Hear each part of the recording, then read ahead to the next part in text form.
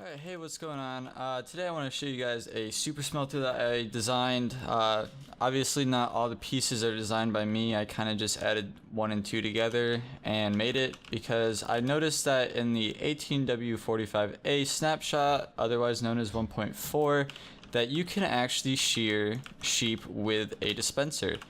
And then you just plop in a shear into a dispenser, and then all you have to do is power it, and then basically the sheep gets sheared, and then the sheep can eat grass and regrow its wool or whatever. The reason why this is important is because you can actually use wool to smelt items in a furnace. So adding 1 and 2 together, you can take a super smelter design and take its fuel input and connect it to a sheep farm. Now this is a fully automatic sheep farm. I don't have to do any input besides the shears themselves, but this is just a hopper array with a ton of shears in it. So basically you never ever really have to refill this up, and especially if you put on braking and all of it. But as you can see, the sheep kind of push each other down this line and then get put around the water and then come around here. Every time they get here with the coat on, they will hit this dispenser that will shear them. Now these are just set up so this is like, these are always going. You can't hear it right now, but these dispensers are firing every single like tick. The wool gets absorbed by a hopper that's underneath them right there, and then obviously gets sent down. I have a item organizer here to filter out any of the black wool, any of the pink, whatever the fuck. And that'll get sent down just straight into the item chest. The rest of it gets put into the actual line, and that gets put into our fuel. Our fuel is then split up because one issue is that when items go into the fuel chest at 1 tick, basically one item goes in and then it gets sucked out by the hopper, then another item goes in. Well, that's a bit too fast for the left side of the hopper to actually pick up any wool. So basically you'll have like a right side furnace always going and your left side will never go. Depending on your super smelter design too, this one's complete trash, don't use this. But the idea is taking a sheep farm and connecting it to a super smelter to create a fully automatic furnace where all you have to do is throw in the items and that's it.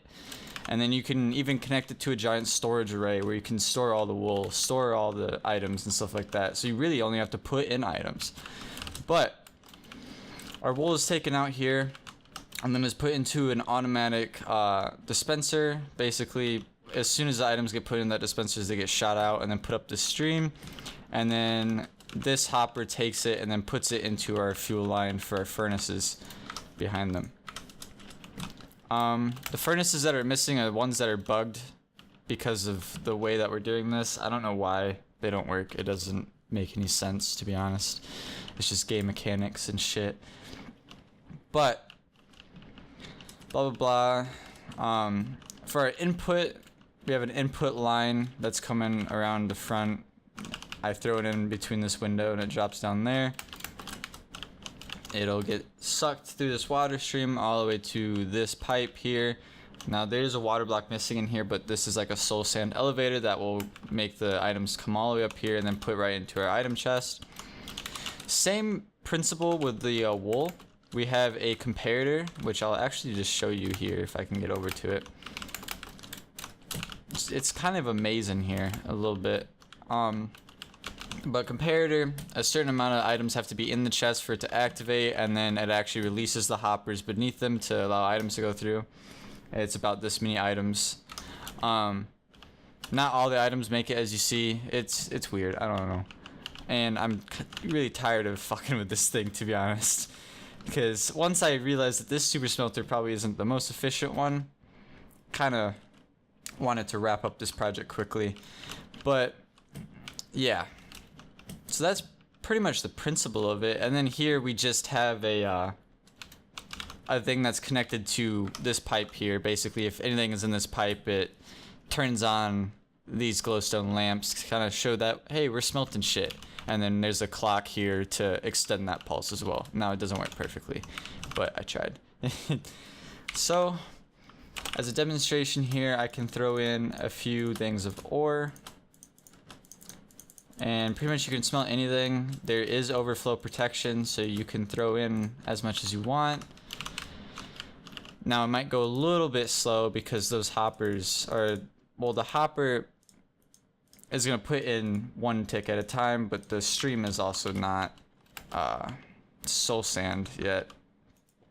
But you can see that they will get stuck here. That is an issue. Now, if I did,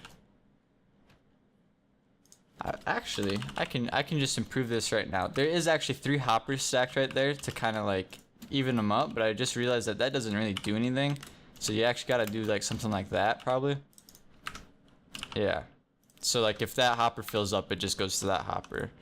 And then you can do that. And then there we go. That's actually efficient there. And then that'll get sent up the stream and then put into the input chest. And then as you can see, the smelters start working. And then all the items get sent into there. And this is what I mean by this not being the most efficient furnace in the world. Some of these furnaces don't fill up at all. I don't really know why. I might have to like go in and just like remove them completely from the line.